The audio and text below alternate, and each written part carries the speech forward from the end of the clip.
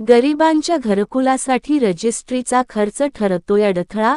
रजिस्ट्रीसाठी हजारो रुपयांचा खर्च, गरीब नागरिकांसमोर मोठा प्रश्न, नोटरीचा आधार घेण्याची वेळ.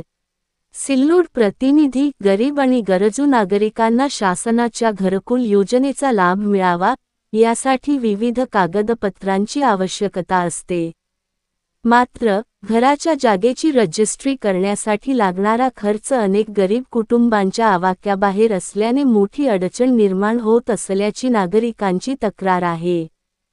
रजिस्ट्री कार्यालयात गेल्यावर 50,000 रुपयांचा खर्च सांगितला जातो.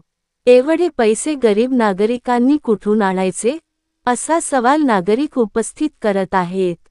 घरकुलासाठी आवश्यक असलेली कायदेशीर कागदपत्रे पूर्ण करण्यासाठी नेमका किती खर्च येतो, शासनाच्या कोणत्या सवलती उपलब्ध आहेत आणि गरीब कुटुंबांना त्याचा लाभ कसा मिळणार, याबाबत जनजागृती व मार्गदर्शनाची गरज आहे.